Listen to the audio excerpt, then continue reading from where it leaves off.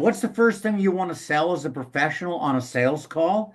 You want to sell your role and the role you want to play for that executive to help them. Asking good questions and listening. That's where you earn executive currency. Add more benefit by manufacturing value. If you're not finding the new pains, you're kind of asleep at the wheel. Welcome to the Success Differently podcast. This is a place that we connect with advisors and professional consultants who are challenging status quo and doing things a little differently. These are people who have taken a courageous leap forward to be more authentic and to create more impact so that they can have the value that they want to for their clients and their community. My name's Michelle Sorgaroli, and I'm your host today. And I am absolutely delighted to be joined by Ian Selbie. Now, a little bit about Ian.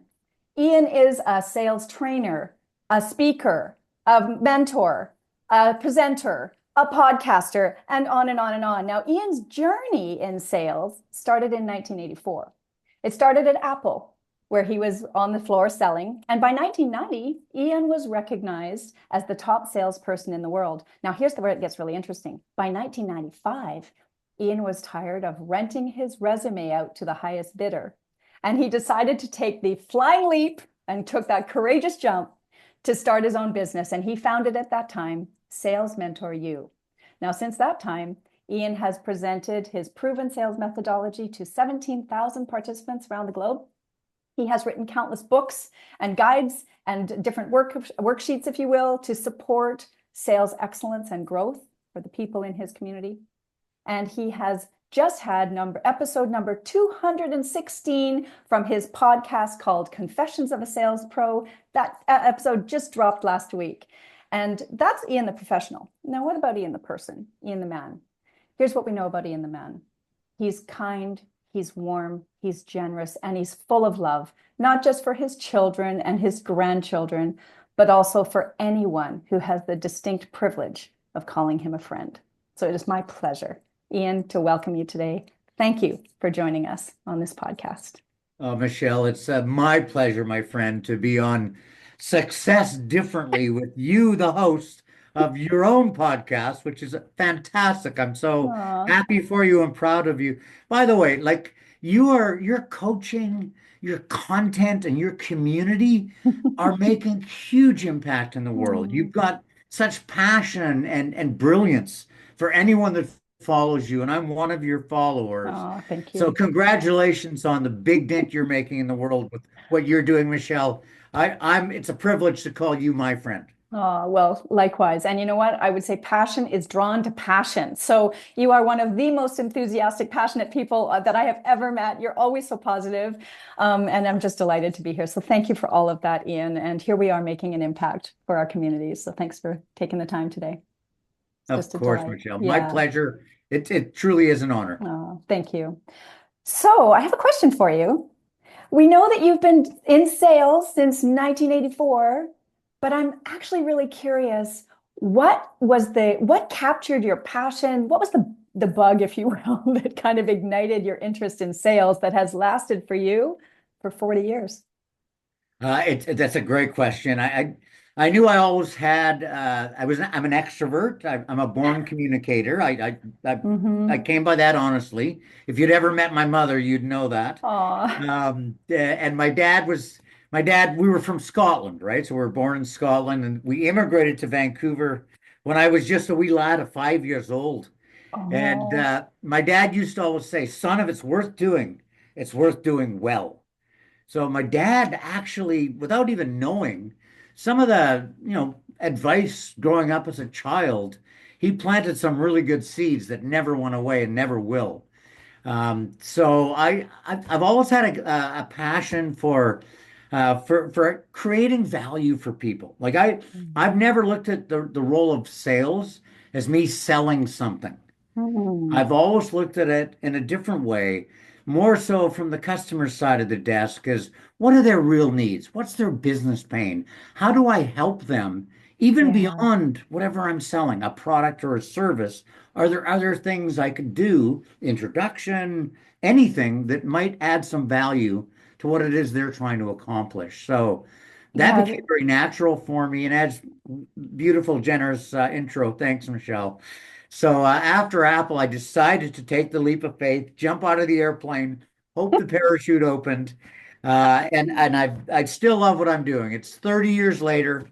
Yeah, And I still love what I get to do. I don't go as crazy as I used to with all the travel globally. As right. you mentioned, I have three daughters and three grandkids, and they all live local. So I love to have, good balance in my life with them Yeah, included. yeah. But I still love a couple, three clients a year just to sink my teeth in to help people Mm, and help them get to their potential. So that's yeah, kind of a little bit what has driven my enthusiasm, why I right. naturally got into this beautiful Hmm. place called sales. And you know what? Even for the entrepreneurs, the professionals that have their own business and they're gifted at delivering their services. And Hmm. that's wonderful. But we Hmm. still have to have some sales prowess. We have to be, our sales Yeah. radar must stay on at all times because we're always looking for our next client. So curious here, can I take a pause for just a second? Because there's something, if you don't mind.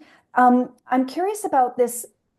Back in 1984, sales was very much, I mean, I remember those days. 1984, sales was much more a high pressure initiative, getting to yes and going through the script that got everyone to get to the point where you finally convince them to buy, and that still happens to some extent today. But even in 1984, you understood that there was a different way. And I'm curious, was there something more that influenced you there, or how did you come upon this different way of selling that obviously worked for you because you became the top salesperson in the world for Apple, and then here you are with Sales Mentor U and your podcast and whatnot? Well, it's a great question, Michelle, and I've got to give credit to where credit's due. When you win an award like that at Apple, you don't do it by yourself. So I Yeah. was part of a wonderful team. I had a wonderful mentor, another Ian, an Ian by the name of Ian Adam, a fellow Scotsman. We met together at Olivetti selling typewriters. A lot of our listeners don't even know what those are. And Back then in the I went to day. Apple and Ian came over and then Ian became my boss and we Mhm. collaborated so well together. Sean Pruden was my systems engineer. She was amazing. I remember in Hawaii at the sales conference when I won the award, my big mugshot was up on the big screen and I'm running down the aisle to get up on stage. And Steve Jobs had already left the company by 1990. So Right. the big bear hug I gave was to John Scully. But Sean, she was a frail, small, she's still with Apple in Cupertino. She was my Oh, SC. She jumped out to give me a hug. And my momentum, I just gave her a bear hug and took her up on stage with me. And she's like, don't. Sean, this is our award. This isn't there you my award. go. This is you and I did this together.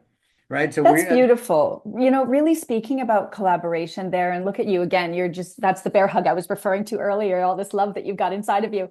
But when you're talking about collaboration, how is how is collaboration um, really effective in sales? Like, how does it differentiate a salesperson? I'm really curious about how it changes the journey because salespeople are typically lone wolves historically.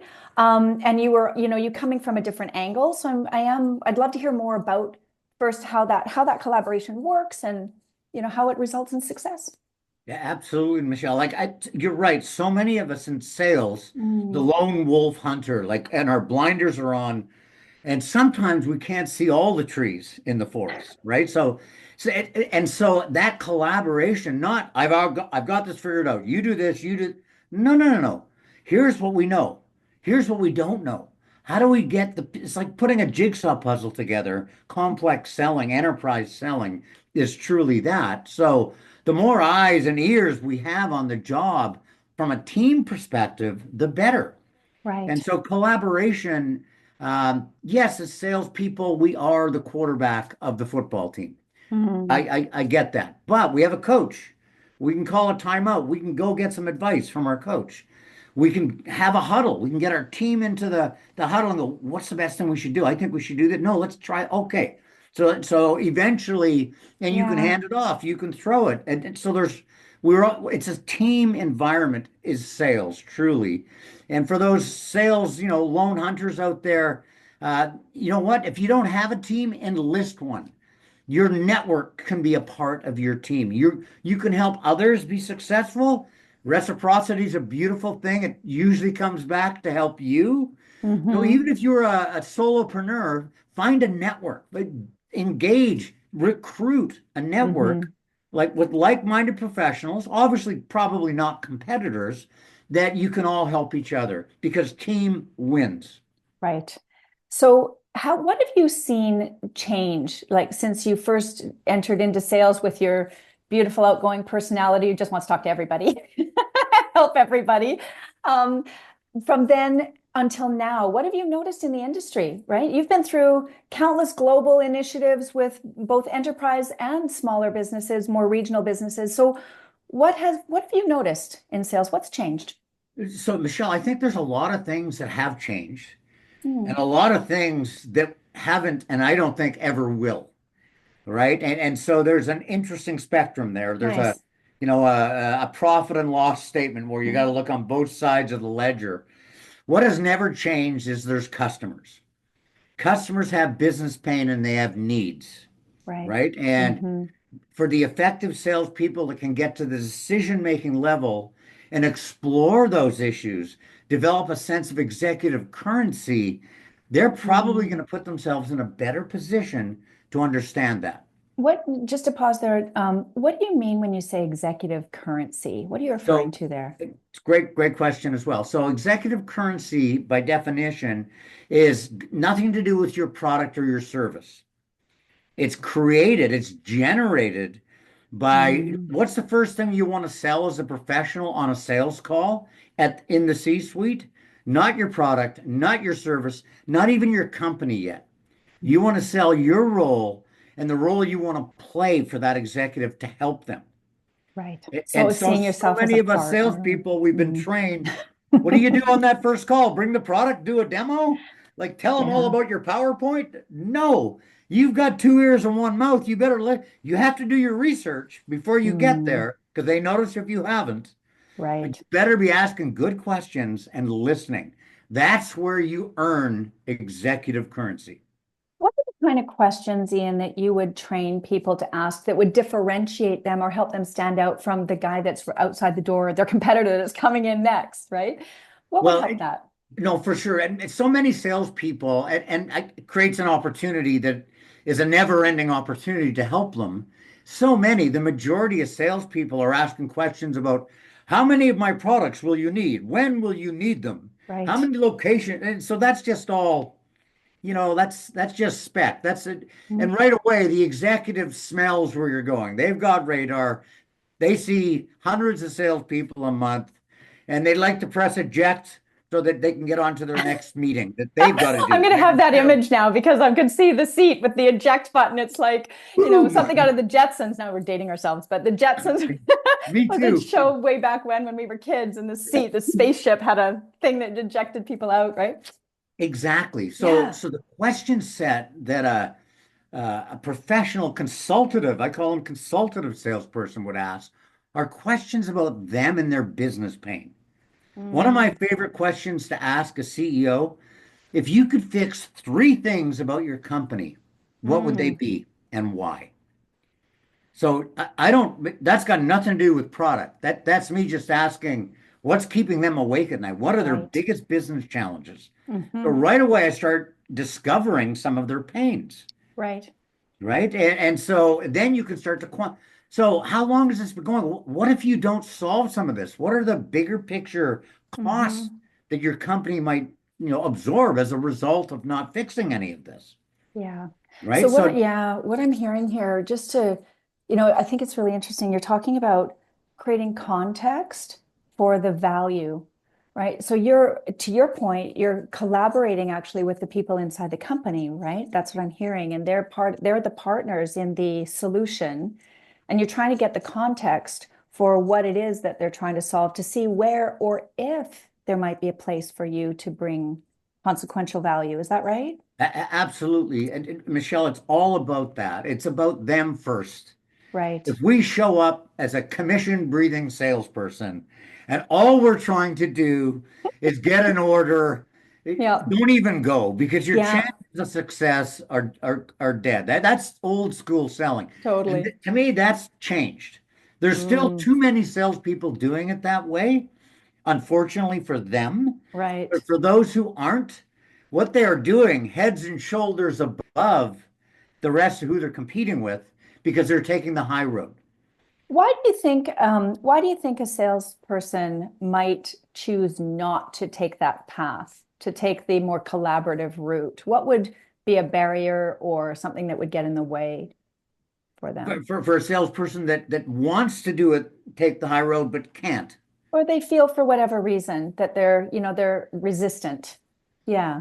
A couple things come to mind there, Michelle. For first and foremost, they likely haven't been trained on how to go about doing that, Mm. right? So in my training program that you referenced that I've taught to a few folks around the world and still love teaching it, I videotaped three CEOs and I asked them questions. What do you like about salespeople? Mm. What do you not like about Gorgeous. salespeople? What should they do to get prepared for a meeting with you? And how should they treat your EA? Mm. Right. And so I'm often at like I play the videos in the class and they're like, could you play that one more time? They're taking more notes than me Right. talking, right? Like Yeah. it's Well, pretty yeah. amazing. So, You're giving them access there. This is part of the value proposition. Again, what we're doing, you do differently, even just in your approach, right? But you're giving access to some insights that they wouldn't otherwise have, that's right. That's right? exactly right. And Yeah. so I have something in my philosophy and my methodology, Michelle, Mm, called outer ring. So there's three circles. The first circle is what's their pain? Try and mm, find out, don't write a mission statement, a few bullets. What's keeping that company awake at night? What's the real business pain? mm, Second circle, all right, what could we offer them that we would get paid for that would address some of the pain?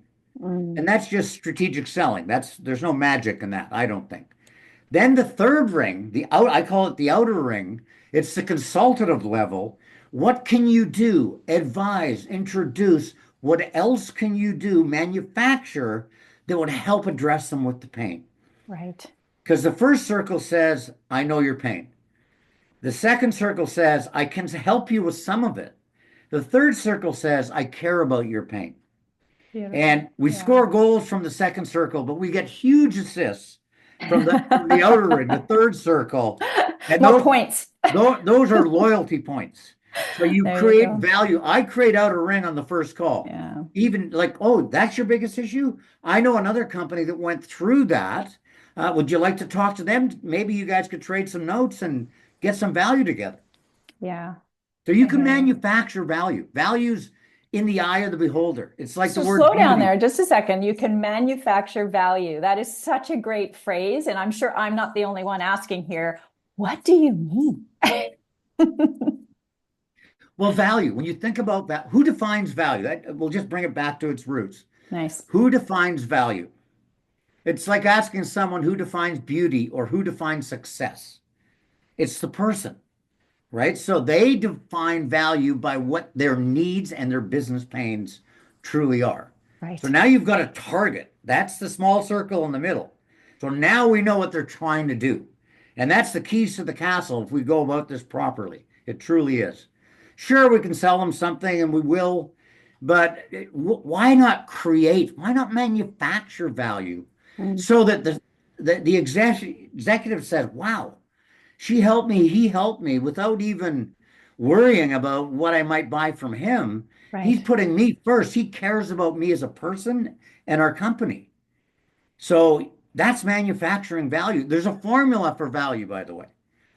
And it's Okay. very simple. I wish I learned it in my 20s. Instead, Hmm. it took me a bit longer.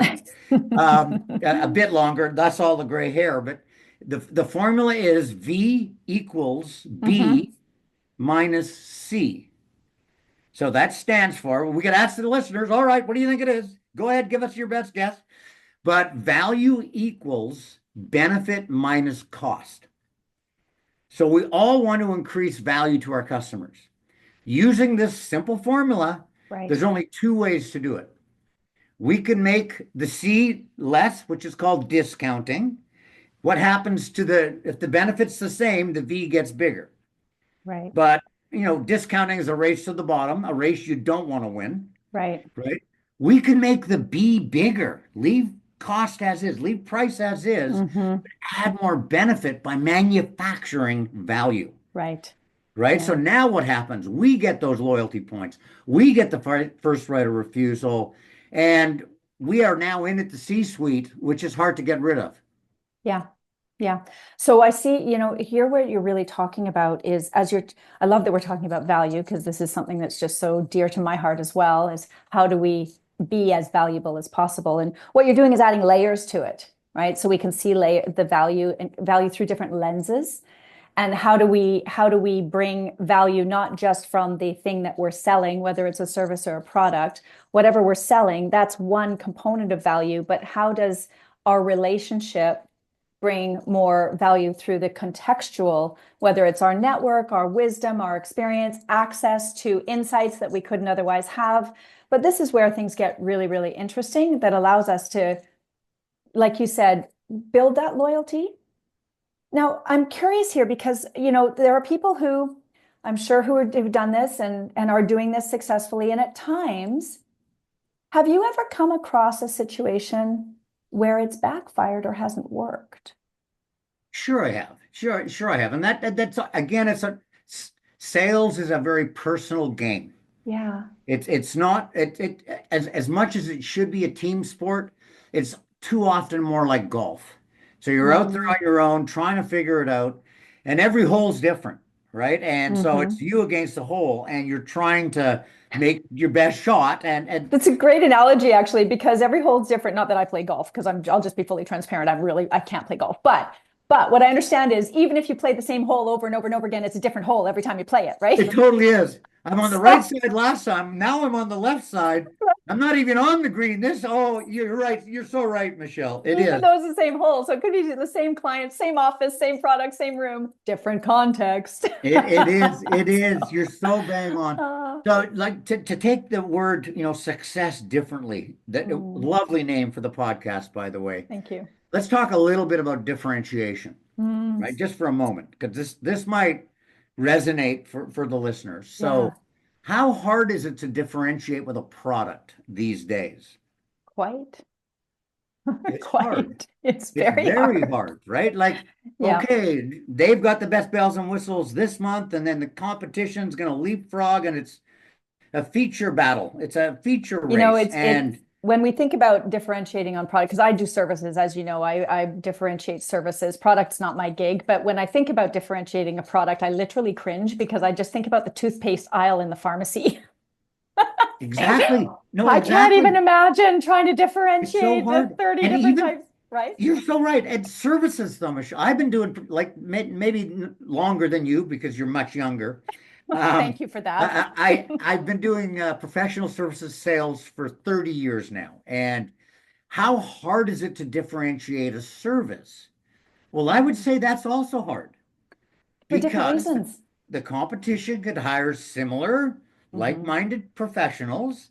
They could train them and give them a set of tools that are same or similar, Yep. offer a very same, similar, competitively priced, service, and it's still a battle. And sometimes that gets commoditized as well, Hmm. right? So Absolutely. Hmm. I think the final frontier with differentiation is in the relationship. Hmm. How hard is it to commoditize a human being This who is, has yeah, value to offer? right. And you're bang on. And the hiccup that happens in professional services or the blind spot, if you will, especially in services, we think, well, I've already got a great relationship. So the relationship, they think, well, yeah, okay, I've got the loyalty, or I believe I have loyalty. And then they're surprised when they don't experience the loyalty they anticipate when something changes. And so professional services can get really blind to what it means to differentiate in a relationship and what a differentiated relationship, what the components of that are. So I'm actually really curious, Ian. Thank you for bringing that up. From your perspective, how do you differentiate a relationship? Because it's ever changing. Mm, That's the one thing we all have to think about. That time is a part of this element, is a part of this horizon that we're on. A lot of salespeople think they've differentiated to get in, and they Mhm. kind of go asleep at the wheel, if you know what I mean. Tell me They've more about got the, that. What do you well, mean they've when got they? this client, they stop innovating, they stop exploring new business pains. They're just steady Eddie doing what got them there, and they're, Yep. getting their contracts renewed, but they're really not trying their best. They're not really, Mhm. employing a consultative selling methodology. Well, they're out hunting for the next one. And there's Right. those that are happy. Or they could be, but maybe they're still not doing that properly. So, because business pain is like a cork on the water, it's bobbing. Yeah. What happens to a company's business pain? Multinational, like both of our clients are regional. What happens even on a quarterly basis, let alone 6 months? What can happen to business pain in 3 months? It can Mhm. change Oh, well, look at today. dramatically. Dramatically, it can change, right? So Overnight. that's right. So if you're not re-examining your client's current business pains, coming up with ideas, outer ring, maybe different solutions that would help them, address those pains. I always say, call high, find the pain, and bring the gain. So if you're not finding the new pains in order to help bring the new gain, Mm. you're kind of asleep at the wheel. And that's what Mm-hmm. I mean by that. Mm-hmm. So quite often, number two, knocking on the door trying to get in, has got the hunger, the passion, and they're ready. Their mindset is ready to Mm-hmm. change minds. And so if Mm-hmm. someone's asleep at the wheel and you've got that consultative salesperson who's going about it properly, thinking on the customer side of the desk, you're at risk. You're a big Right. risk. Absolutely. Yeah. So, what are some different ways to create that? What would you be the rhythm for creating the discovery of pain? How often do you revisit that? Do you go in, every connection, or is that something that you do on a routine rhythm? Or how do you advise a sales professional to continue to revisit and re-examine the pain points? For sure, Michelle. Great question. And I part of my methodology, I have an account management module in my 2-day training course, and I have a tool that we got at Apple, and we didn't get it. We bought it at Apple. We bought it from IBM. When Apple decided, and it's funny, I know you're an Apple person, and when I still tell Apple stories, I still use the context of we. Well, what Uh, we did back at, I don't know, take Apple out of the boy, but you can't take the boy out Well, of it. it's it obviously I was going to ask you about this, so I'm going to come back to this, but just plant the seed for a minute. I would love to hear how Apple influenced who you've become because obviously your training there and your experience there had influence. So hence the we, because you're still Yeah. it's still in Well, your it's still ecosystem, in my heart. It's right? cultural. It's So embedded, right? It's yeah, yeah, embedded. love that. But so Apple decided we decided we were going to go after corporate, the Right. enterprise market, right? We Mm-hmm. were great in education, the consumer market, desktop publishing, Macs. We're going back, folks. This is before iPhones and iPads and all those Way cool. before, But yeah, way back when before. it was, a Mac was $5,000 and a laser printer was $10,000. Yeah. A long, long time ago, where there was a lot of margin to be made. But the game hasn't Um, changed. yeah, no, it's harder to make money on hardware than ever before. There's no doubt Yeah, about that. That's true. one of the trends that has also changed is that Mm, the buyers are way more informed now yeah. than they've ever been, right? So Hmm. the internet, the web, it serves both sides of the desk, and both sides are self-serving on it for sure. So anyway, back to the Apple story. We decided to go after enterprise.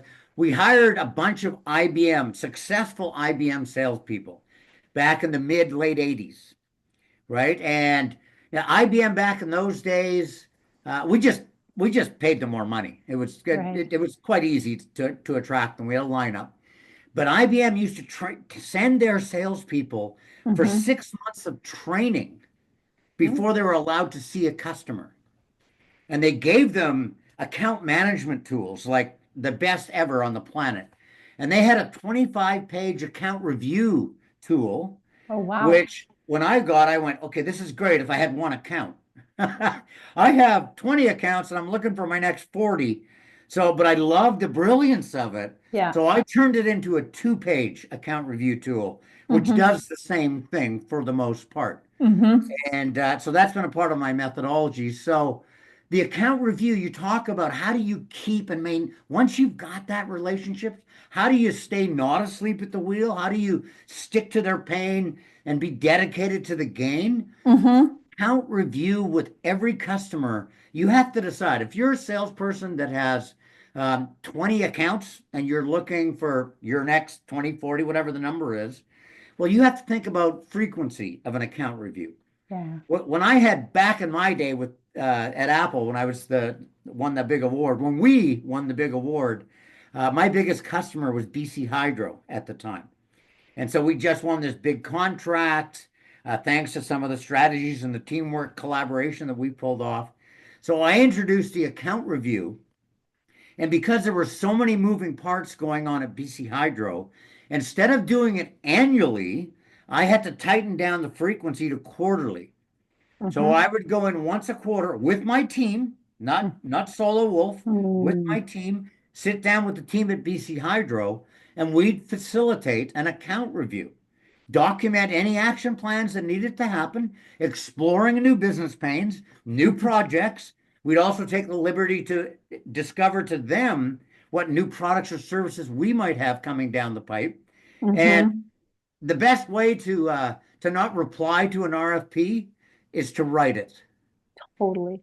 right? And so we Yeah. wrote a lot of follow-up Right. RFPs, especially the public sector have to go to RFP for a lot of things, even though they know Yeah. what they want and they Yeah. want They have to. more, but they still have to follow a process. But when you've got the pen, you've got the power. Right. Great saying. You know, so you just brought up something so interesting around how does a salesperson add contextual value coming in? And you talked about the account review. The account review in and of itself is a great tool. But the key here that I thought was even more nuanced in the right setting, 25 pages takes an inordinate amount of time to get through. So time is so valuable. And what you did was reduce it to 2 pages. So you were actually condensing it so that it was more efficient and more valuable, which is a differentiator actually, because you were honoring time, and you can actually use that as part of your proposition in a sense in terms, Absolutely, right? Michelle. In fact, the two-page, Mm-hmm. the first page is a preparation sheet. It's not for the customer's eyes. It's for Great. your team. What do we know? What's going on? What Yeah. do we think their business pain is now? How are Great. our existing projects going right now? Let's keep Mm-hmm. fingers on all the pulses. Are there any landmines out there that we might run into when we meet with them next week? The Beautiful. second page, the B side, is what you would use. Some of my clients have taken my logo off, put theirs on, put it up on the big screen, and they Aw. type as they walk through. That's great. Yeah. Use it because what I've found when you do an account review, Michelle, oh, with the stats I've been keeping for nearly 30 years on this, 50% of account reviews result in repeat business. Yeah. And when they're happy, if you've got, the right mindset for it, you also get referrals Yeah. during a good an account review. So Exactly. you could call it hunting on the farm, but you could also call it continuing to Yeah. maintain your value Yeah. proposition and your executive currency with everyone at the table. Right. And this is the key. It's understanding as a salesperson, what are the different components of your value proposition? You know, the other one again that you brought in here is you said you brought in a team. Now, of course, this was an enterprise piece. So it would be more natural to have your teammates with you in that domain. But also even in a small business, if you understand in your 1 page prep that you've done ahead of time, you understand what you're going into, you might consider which team or which partner or which level of expertise might join you in that meeting, whether they're on your proverbial team, if you will, your business team, or whether an external, just say, hey, I thought this would be helpful. So you're bringing in someone to add value again by, Absolutely. right? Oh, Michelle, that's I mean, back in these Apple days, that story, we had an Apple partner Yeah. because Apple had dealers or partners throughout the world, still do. And the partner of record was I put them on my team. They were at all the account reviews Yeah. because they had some to-dos to follow up as well. Right. And I Yeah. like being able to do that. And you're right, you might need, in a smaller business, maybe part of this is customer service centric or Mm-hmm. delivery centric. How do Mm-hmm. we get the products or goods to that certain location? Mm-hmm. I might bring my tracking, my transit Exactly. manager to Mm-hmm. help be on my team for an Mm-hmm. account review if that's Exactly. centric to what's going on with that client. So Right. this isn't enterprise only. No, yeah. I've It's trained lots of regional companies. yeah, yeah. And this idea of again, how do you keep not just creating or manufacturing value for your client, but how do you keep reinforcing that? And so part of coming into these meetings with the account review, but with your partner, especially whoever that partner is, you're emphasizing that you want to expand the value in that meeting by bringing in this other party. Only if they are adding value. If they're not adding value, then it just looks like two against one, Right, right. right? And that And doesn't there's actually, usually more than one of them. So it's there can usually be. two or So, three and two or three. It's right. more like a collaborative place, right? But hopefully, and in some Yeah, of the smaller businesses, it might not be. So we want to be right. very cognizant of the dynamic in that, where value is genuinely valuable. The value we're manufacturing is genuinely appreciated and valued, as opposed to something that is um, crafted to be perceived as value, but not necessarily so. I love Right. how you now I have to go a little deeper on the account review. You, Okay, let's do you took it. the Band-Aid off, Michelle. All Well done. right. Great questioning. So there's three components or sub-agendas to an account review. Mm, The first one is business review. The second one is current initiatives. And the third one is future projects. nice. So, under the heading of business review, a good account review starts with we'd like to thank you for your loyalty and your business. Let's review some of the projects that we believe are well underway, going well. Are you getting the value we had Yeah, promised you? there you go. Yeah, Are there any love it. issues? Do you need some add-ons? Do you need something, service? Is there any outstanding issues? Hmm. Whether shipping, invoicing, it could be anything to do. Because as a salesperson, you represent every department in your Yeah. company, right? Hmm. You're shipping, you're receiving, you're invoicing, you're the product, you're the service, you're everything. So Hmm. not about delegation, it's about understanding, Hmm. have we done a good job and how Hmm. do we continue to do a great job? So that's right there. When you said, how do you make sure you underscore or validate that they're still experiencing value? That's In the good. account review, under business review, that's where Great. you double down on that for sure. Love For it. sure. Yeah, absolutely. Because sometimes we think that our client is, we think we're knocking the socks off them, right? We're like, oh, they're just so happy. And then we don't take a moment to say, hey, just checking in. Is there anything lingering or anything that we haven't yet addressed? Or is there anything that you feel you're not getting in this relationship with us that would help increase the value For, you're experiencing, for right? sure. Something And along some those lines. salespeople just go, well, they haven't called to complain. They must Yeah. be happy. Well, wait Silence a is minute. not When a was the good last time you sign. called them? Right? Exactly. The Oh phone's my not for gosh. answering. That's why there's buttons on it. You got to dial it. Yeah, exactly, exactly. Oh my gosh, this is great. So I'm loving this, and thank you for sharing so much wisdom with us. And I just want to just kind of take a tangent to a different place for a moment. Can I move us to a different area if that's okay? Michelle, you drive.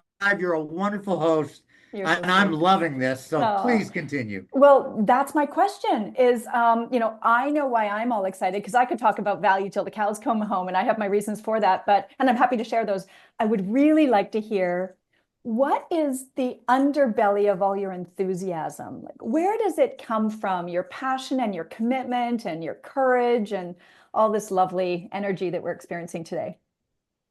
Well, I've been blessed. Thank you. And thanks for even saying that. It's so generous of you. I've been blessed. And I think this is why I started the business in the first place. In fact, I more than think it. I needed a trigger point, and I got my trigger point. That's probably another episode. But I had two wonderful mentors, one at Olivetti and one at Apple. One fellow by the name of Willie Palmerini and Ian Adam, who I've already referenced. Yeah. They were older, and I was the young Ian, and they were coaching me and helping develop me. And I thought, these guys are amazing. So the act of mentorship, I saw it as the receiver and felt, Oh, I owe the world something for this, for how they've helped Oh. me. I want to be a mentor to others. And so Mm. that got planted deep in my heart, right beside the Apple logo, I think. And I've always 17,000 later, Michelle, I still love what I do. Yeah. And the trainings, 2 days of training, that's getting out of the chute. It's Yeah. the follow-up Mm-hmm. performance coaching. Mm-hmm. And I know you know this as a coach. Mm. That's where you see the light bulbs come on. That's when Mm-hmm. they turn it into not a course they took, but Right. behavior they use on a daily basis. So Yeah. that's what's kept me at this so long because of that reward. Not the money. Sure, money's fine. We all need it. But it's seeing the change in people and Yeah. how it's helped them. Like you, you'll be in an airport, someone will come up to you. Hey, Ian, how you doing? Do you remember when you were in Chicago? Yeah, yeah. How are you? For moments like that, Michelle, that's Yeah. why I'm passionate. They just light you up. I can hear, and that's the impact, right? So more than, like you said, it's not about the money. You're rewarded by the impact that you're having on others and the ripple effect. One of the expressions I like to use, when I'm involved engaged with anybody, I always in the back of my mind I'm looking for the sparkle in the eye, and I like to say, if you don't have a sparkle in your eye, I'm not finished with you yet. Right, you know, right. I'm looking for that for me. The driver around value is also about impact from a place of really being seen and being able to express who we are and create value from a genuinely authentic place. Um, so when we get to do that in our business, whatever the business, and you've found such a beautiful platform for you, and you've talked about this in other podcasts, so I know. But as you say, where your passion meets your opportunity to be valuable and be rewarded appropriately, right? There's that formula there that serves us because we know we're having an impact and making a difference. As you are, my friend, as you Mm. are. I've done a lot of research. It's part of what I do, sales assessments, training, coaching, all the stuff. But part of the so I've interviewed thousands of salespeople around the world in large companies, small companies, a multitude of industries, services, and product. And I've asked them, what motivates you? And Yeah. I bet the average listener thinks, what motivates a salesperson? Money. Well, Mm. they're wrong. Well, They're the average salesperson that's probably true, actually, and the because that's why psychology they're on average. that is because they don't know they're worthy of it. Mm. So it becomes the number one goal. So what motivates like good salespeople is creating a value-based relationship with customers Yeah. that they don't have to sell on price, that they are recognized as bringing more value. That's number one. Number Mm. two, it's recognition. Recognition, not just for their results, but for their effort. That can happen on a small scale. It doesn't have to happen on a stage in Mm. Hawaii, Right. with my SE and bear hug, right? It could happen at a Monday morning sales meeting, right? It's also, yeah, income at some point. Well, but there's those the who know they reward. can are Hmm. less worried about it. It Hmm. goes down Hmm. the list, right? Yeah. Self-efficacy is the terminology. Working on a great team motivates Mm. Well, salespeople. connection. Believing in the value their company offers others, which hits home to the whole culture Totally. again, right? So, Yeah. what motivates salespeople is not money first, folks. Very It rarely. certainly Yeah. isn't. Well, if you believe in what you're selling, it's a lot easier, you To know? be convincing, you better be first convicted. I agree. Yes. Fall in love with what you're selling because if you don't, nobody else will. That's it. That's totally it. Oh, there's psychology on that. That's another Yeah. podcast waiting to happen too. Oh, that's amazing. Oh my gosh, Ian, I think we could go forever and ever. I'm finding this fascinating. Is there anything at this point that you feel you'd like to share that you haven't yet had an opportunity to say? Um, well, no, it's been great, and you've been driving. I've got something, a relatively new ebook coaching thing that I know that you've experienced, Michelle. So thank you for that. It's Absolutely. free. It's a seven-part email series. Mm. So if anyone goes to a website, I'll say it in a moment. you can sign up and get 7 days of free coaching for me. Free, FREE coaching. It's 7 steps to number one. It's some of the mindsets and tools Mm, that I think I've embodied and embraced through my 40 plus years yeah. of selling and all the gray hair that came along with it.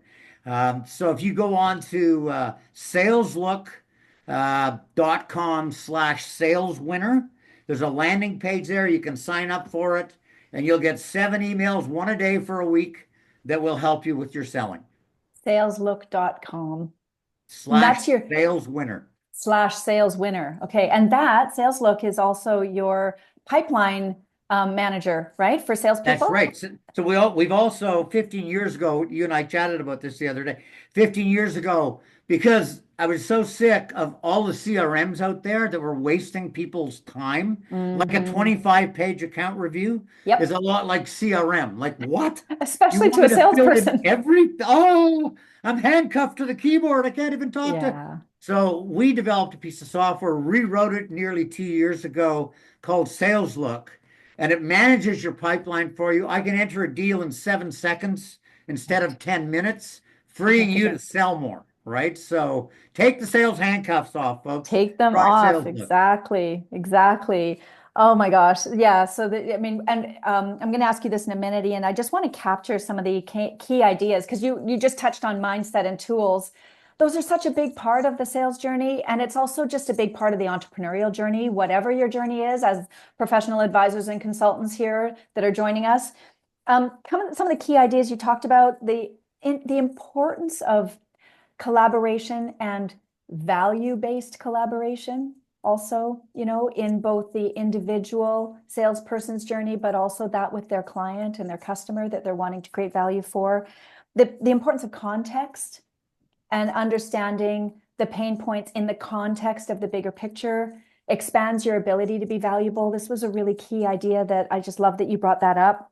The fact that we can manufacture and create value and understanding how to do that, emphasizes the importance of those circles that you talked about, the pain and the offer, and then the consulting and the advisor. That's where we create that, the advisor who is a consultant and helping us identify or helping their client identify the really significant problems will put them in a totally different position from those Oh, behind them who are also doing presentations. And, I really just wanted to talk, just to finish up with this idea of the importance of the different components of the value proposition. There's everything from time to the price point, but also to the impact on the business and different partners and wisdom and sharing and whatnot, access to different tools, new mindsets, what have you, anything that we can do to support our clients to benefit from a relationship with us, whatever that looks like, is going to put us in a good light. Is that a good summary of? the great summary. Yep. I would say a lot of people think value proposition. I know, Michelle, you go in and sort this out every day somewhere. A lot of people think value proposition is here's what we do. Yeah. The good ones take that next step. Here's Mm-hmm. what we do for you. And that for Mm-hmm. you is all about knowing what value would mean to them, Yeah. Yeah, calling it that's the right right. level, finding the pain, then being in a position to actually bring some gain, some Exactly. manufacture some gain or value as we're talking about. I used to teach years ago back in a classroom that I owned in White Rock. I used to have the value proposition module up. And you know that screwdriver we all have in our shed, in our The toolbox? It's got Phillips probably, right? the That one? same handle and it's got different ends, right? So a value proposition, that might be not a bad way to think about a value Mm, proposition.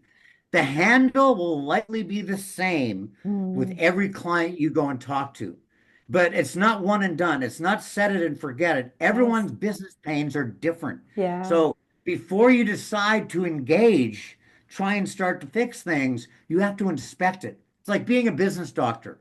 You have to diagnose your Yeah. patient before you prescribe anything, Love right? it. So that the modular screwdriver, that's So not a bad good. thing to think about, right? Before Yeah. you pull out your screw, you got to look where it's trying to go, right? And Right. inspect that first. That's I think you should develop that. There's something there because what's in the head, hidden in the head is all those the screwdriver tops, right? The different types. And Exactly, each one of exactly. those has a specific role, but not all of them is going to be useful in any given situation, Right. And the thing right? about value propositions, we don't need 700 of them. No. How many different business pains are there out there? There Right. might be 25, 35, depending on who your clients are. So there's a lot of cut and paste. There's a lot of Yeah. reusable code. Well Like outer said. ring, like I Hmm. like to tell my clients, create a library of your outer ring ideas.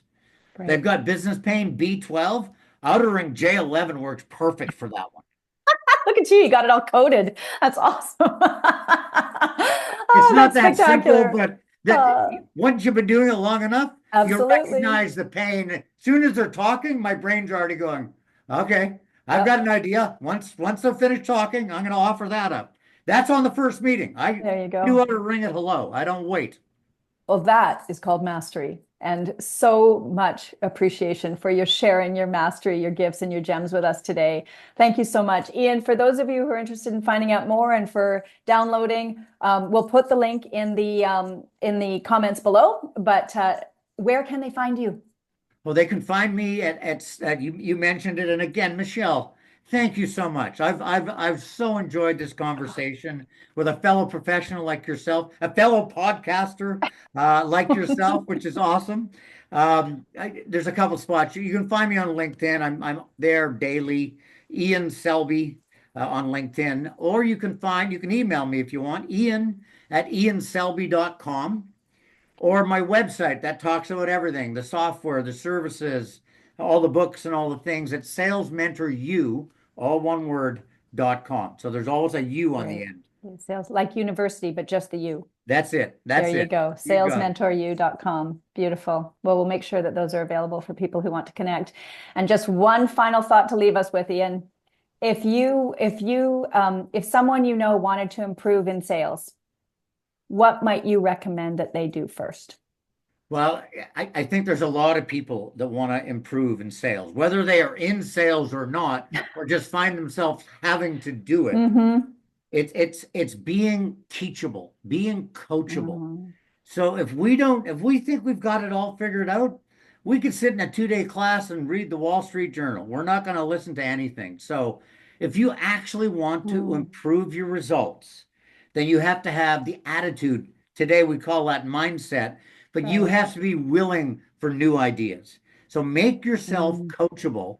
And I would say find a coach or a mentor like Michelle or myself to help you with that because coaching takes you further than training ever will. Mm. There you go. And on that note, thank you so much, Ian, for being here today and gifting us with your time and wisdom. It's been an absolute pleasure. Thank you, Michelle. My pleasure. And everyone, keep listening to Success Differently by Michelle. You're the best. Thanks so much. Bye for now.